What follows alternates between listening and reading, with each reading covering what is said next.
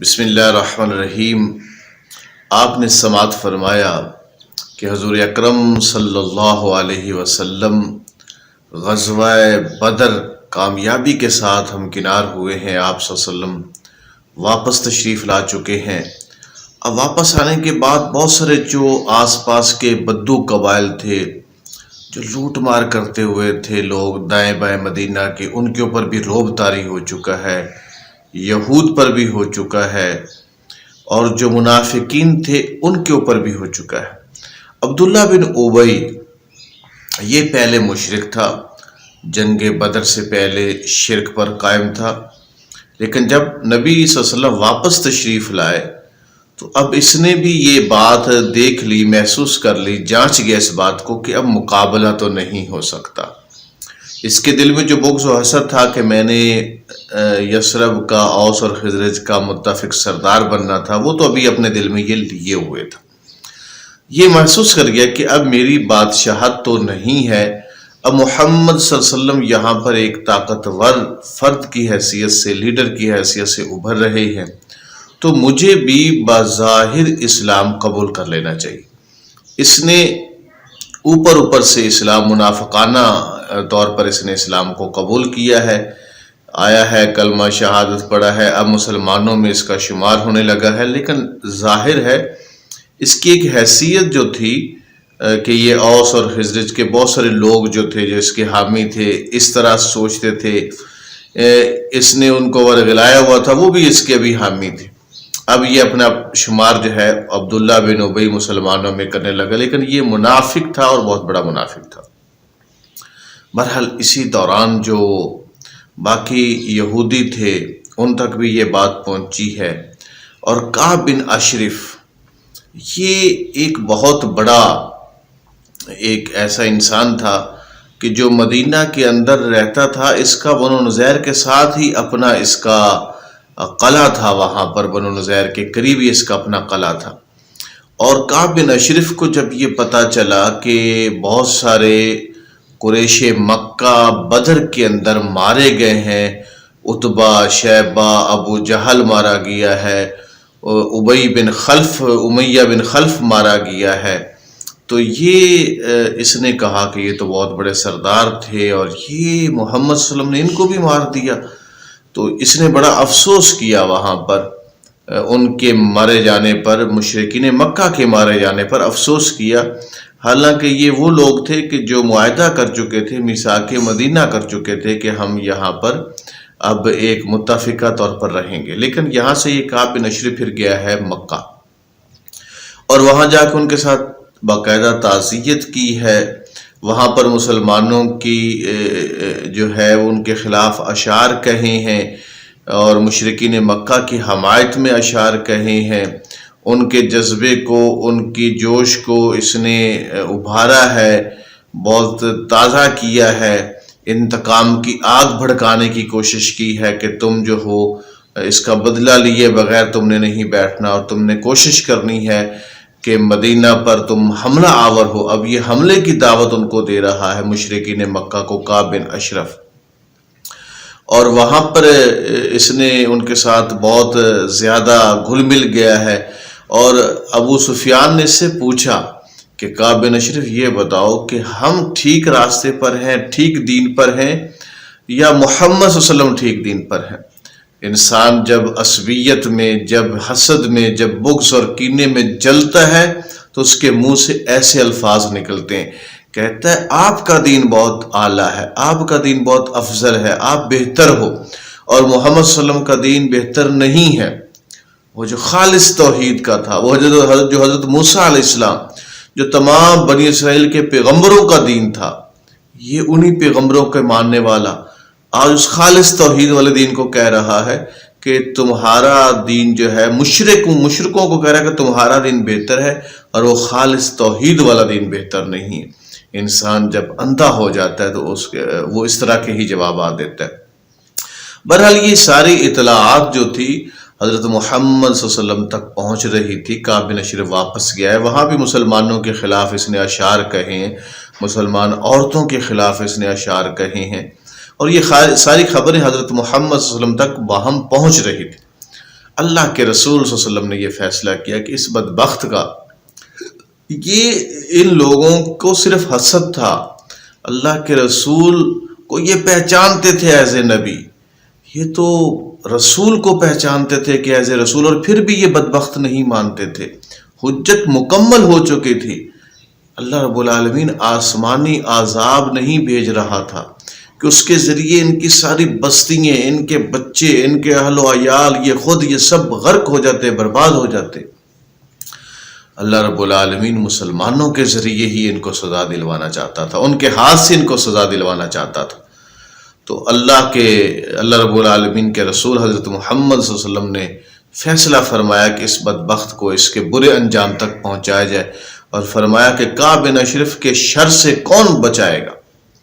محمد بن مسیلمہ۔ یہ اٹھے ہیں اور انہوں نے کہا ہے کہ اللہ کے رسول، یہ خدمت میں سر انجام دینے کو تیار ہوں۔ ابو نائلہ بھی ان کا ساتھی بنا ہے، اور بھی دوست جو ہے، حارث بن اوس ہو گیا ہے، عباد بن بشیر ہو گیا، یہ بھی ان کے ہمراہ بنے ہیں۔ اور اس طرح سے یہ 5 لوگ مل کر انہوں نے کہا کہ ہم یہ کام کرنے کو تیار ہیں۔ محمد بن مسیلمہ نے اس کی قیادت کی ہے۔ اب محمد بن مسیلمہ نے طریقہ یہ نکالا ہے کہ وہ کعب بن اشرف کے پاس گیا ہے، اور اس نے کہا ہے کہ کعب، تم بہت سردار ہو، بڑے ہو۔ کعب بن اشرف بہت حسین و جمیل بھی تھا، اس کا اپنا قلعہ بھی تھا، اور بہت دولت مند تھا، پیسے والا انسان تھا۔ کہا کہ اب ہم بڑی مصیبت میں پریشان ہیں، محمد صلی اللہ علیہ وسلم جب سے یہاں پر آئے ہیں، ہم نے ان کو رسول ماننا ہے، لیکن اس کے بعد ہمارے حالات کوئی اچھے نہیں رہے ہیں۔ یہ ایک حکمت عملی کے تحت وہ اس طرح کی باتیں ان کے سامنے جا کر رہا ہے۔ لیکن اب یہ بھی اچھا نہیں لگتا کہ ہم نے ان پر ایمان لائے، ان کو ماننا ہے، اب ان کو چھوڑ دیں فوراً، یہ بات بھی۔ لیکن کعب، ہم پریشانی کے اندر موجود ہیں۔ کعب بن اشرف سے اس طرح کی باتیں کرنے لگا۔ اس نے کہا ابھی تو ابتدا ہے، آگے آگے بہت آپ لوگوں کو اور مسائل آئیں گے، اور مشکلات آئیں گی، اور پریشانی آئیں گی۔ اس طرح کی باتیں کرتے رہے، اور کہا کہ کعب اب کچھ نہ، آپ ہیلپ کر دو، میری مدد کر دو، کہ کچھ مجھے غلہ دے دو۔ اس نے کہا کہ بھئی اس کے بدلے میں آپ کو کیا دینا پڑے گا؟ بدلے میں اپنی عورتوں کو میرے پاس گروی رکھو۔ یہ چھوٹی سوچ دیکھیں، اتنے بڑے پیسے والے آدمی کی حرص، ہوس، لالچ، چونکہ ان کی نظر صرف دنیا کے مال و اسباب پر ہوتی ہے، صرف متاع دنیا پر ہوتی ہے، آخرت کا تو ان کو پتہ ہوتا ہے کہ ہمارا حصہ ہی نہیں، چونکہ اتنے بدبخت ہو چکے ہوتے ہیں، رسول کو جانتے ہوئے بھی ان پر ایمان نہیں لاتے ہوتے۔ تو کہا کہ اپنی عورتوں کو جو ہے وہ ہمارے پاس گروی رکھیں۔ کہا کعب بن اشرف، یہ کو کرنے والی بات کرو۔ کہا پھر بچے رکھ دو۔ کہا کہ بچے رکھیں گے، پورا عرب جو ہے وہ ہمیں کیا کہے گا؟ پورا عرب ہمیں تانے دے گا کہ انہوں نے بچے جو ہیں وہ گروی رکھائیں، تو یہ کو کرنے والی بات کرو یار۔ کہا کہ اچھا پھر ایسا کرو کہ ہتھیار جو ہیں، بلکہ محمد بن مسیلمہ نے کہا کہ ہتھیار جو ہے وہ میں آپ کے پاس جو ہے وہ گروی رکھ دیتا ہوں۔ کہا ٹھیک ہے، چلے ہتھیار لے آئیے گا اور سامان لے جائیے گا، کعب بن اشرف نے کہا۔ تو محمد بن مسیلمہ چلے گئے۔ ابو نائلہ، اس کا دودھ ایک خاتون کا دونوں نے پیا تھا، کعب بن اشرف نے بھی اور ابو نائلہ نے بھی، تو ظاہر اس کو بھائی کہا کرتا تھا۔ تو ابو نائلہ آیا اور اس نے بھی اسی طرح کی گفتگو کی جس طرح کی محمد بن مسیلمہ نے کی تھی، کہ بڑی پریشانی ہے، یہ ہے، وہ ہے، اور کچھ ہیلپ کرو، مدد کرو، ہتھیاروں کے بدلے میں کر دو خواہ۔ اور کہا کہ کچھ اور لوگ بھی ہیں ہمارے ساتھ نا، ہماری ہی سوچ والے ہیں، ہماری ہی فکر والے ہیں، وہ بھی بڑے پریشان ہیں، تو ان کو بھی کسی ٹائم آپ کہو گے تو میں ان کو بھی ساتھ جو ہے وہ لے کر آؤں گا۔ کعب بن اشرف نے کہا کہ ٹھیک ہے، ان کو بھی آپ ساتھ لے آئیے گا۔ اب یہ محترم ناظرین جو ہے، یہ لوگ یہاں سے چلے ہیں، 5 کی تعداد میں یہ لوگ چلے ہیں، اور انہوں نے زور سے آواز دی ہے۔ کعب بن اشرف نے آواز سنی ہے، اس کی بیوی نے اس کو منع بھی کیا کہ بڑی خطرناک آواز ہے، رات کا ٹائم ہے، تو نہیں کہا کہ میں جاؤں گا، یہ میرے جاننے والا ابو نائلہ ہے، محمد بن مسیلمہ ہے، تو میں ان کی آواز سنی ہے میں نے، اور آج ہمارا طے ہوا تھا کہ یہ لوگ آئیں گے میرے پاس، اور وہ ہتھیار ساتھ لائے تھے۔ تو کعب بن اشرف ان کے پاس گیا ہے، ان سے بات چیت ہوئی ہے، تو کہا کہ ابو نائلہ نے کہا کیوں نہیں بھائی، ہم ذرا تھوڑی سی چہل قدمی کر لیں، باتیں بھی کرتے جائیں اور اس طرح سے آگے بھی چلتے جائیں۔ تو اس نے کہا کیوں نہیں، چلتے ہیں۔ تو دونوں چل پڑے ہیں سب، بلکہ وہ 5 افراد وہ تھے اور یہ کعب بن اشرف یہ چل پڑے ہیں۔ اب چلتے چلتے ابو نائلہ نے کہا کہ آپ کے سر پہ خوشبو جو ہے وہ بہت زیادہ آ رہی ہے، مجھے اگر سونگنے دو۔ تو یہ خوشبو بڑی اعلیٰ اور عمدہ لگایا کرتا تھا، اور پہلے سے طے تھا کہ اس طرح سے میں اس کے سر کو پکڑوں گا، اس کے والوں کو، اس کی گردن کو اس طرح پکڑوں گا، اور تم لوگوں نے اس پر جو ہے نا وہ حملہ کر دینا ہے۔ تو یہ پہلے سے طے کر کے آئے تھے مسلمان۔ اب ایک دفعہ اس نے کہا کہ کیوں نہیں، اس نے خوشبو جو سر پہ لگی تھی وہ سونگی اس نے اور پھر چھوڑ دیا۔ یہ کام انہوں نے متعدد بار کیا، 2-3 بار کیا ہے، تاکہ وہ مانوس ہو جائے کہ یہ خوشبو ہی سونگی جا رہی ہے اور کوئی خطرہ نہیں ہے کسی قسم کا۔ تو بہرحال بہت ساری لمبی طویل ان کی گفتگو باتیں ہوتی رہیں۔ آخر میں پھر ابو نائلہ نے جب اس کو پکڑا ہے اور زور سے پکڑا ہے اور ساتھیوں سے کہا کہ لے لو اس اللہ کے دشمن کو، اب ساتھی اس پر ٹوٹ پڑے ہیں، حملہ کر رہے ہیں، اس کے اوپر وار کر رہے ہیں، اور سخت اور خوب وار کی اس کی اسی چیخ نکلی کہ وہ چیخ دائیں بائیں سارے لوگوں کو سنائی دی، اور لوگ مختلف جو قلعے تھے ہر اکثر قلعوں تک اس کی آواز پہنچی، اور لوگ نکلے، انہوں نے روشنی کی قلعے کے اوپر، جو ہے جس طرح وہ اس زمانے میں روشنی کی جاتی تھی، آگ جلائی جاتی تھی، لیکن انہوں نے دیکھا کہ کوئی مطلب کوئی خاص کوئی ہلچل تو ہے نہیں، کوئی لشکر کوئی اس طرح تو ہے نہیں۔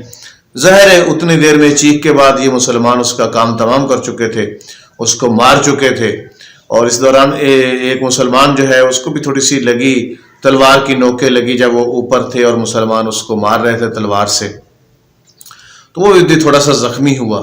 اب یہ واپس گئے ہیں اس دشمن اسلام کو، جو مشرک اور شرک کے دین کو کہتا تھا کہ وہ ٹھیک ہے، اور خالص توحید کے دین کو کہتا تھا یہ ٹھیک نہیں ہے، جو جانتے بوجھتے بھی حسد اور بغض اور کینہ میں جلتا رہا اور راہ حق پر اور سچائی کے راستے پر نہ آیا۔ تو جب یہ لوگ اللہ کے رسول محمد صلی اللہ علیہ وسلم کے قریب پہنچے ہیں تو انہوں نے نعرہ تکبیر بلند کیا ہے، اللہ کے رسول نے ان کا نعرہ تکبیر سنا ہے اور ان کو مرحبا کہا ہے، اور اللہ کے رسول کو پتہ چل گیا تھا کہ یہ جو جس مہم پر گئے تھے اس مہم پر یہ کامیاب ہوئے ہیں۔ اب صبح کو سب یہودیوں کو یہ پتہ چل گیا ہے کہ ایسا ہوا ہے، کعب بن اشرف کا قتل ہو چکا ہے، لیکن ان کو پتہ تھا کہ ہم لوگ تو معاہدہ کیے ہوئے تھے، اور کعب بن اشرف تو کھلا مکھلا مسلمانوں کے خلاف اور خواتین کے خلاف اشعار کہتا تھا، کھلا مکھلا حمایت کرتا تھا مشرکین مکہ کی، اور مشرکین مکہ کے پاس جا کر بھی گیا بھی تھا، اور جا کر اس نے ان کو بھڑکایا بھی تھا، تو یہ سب کو پتا تھا، اسی لیے کوئی شور نہیں ہوا، کوئی ہنگامہ نہیں ہوا، کوئی اس پر جو ہے وہ آ کر شکایت نہیں کی کہ یہ کیا ہوا ہے، سب کو پتا تھا کہ اس نے اسی برے انجام کو پہنچنا ہے۔ تو ناظرین محترم، یہ برے انجام کو پہنچ چکا ہے۔ یہ اب 2 نبوی غزوہ بدر کے بعد اور غزوہ احد کے سے پہلے کے آپ واقعات سن رہے ہیں، اس کے بعد کیا واقعات ہیں انشاءاللہ اگلے نشست میں۔ بہت شکریہ۔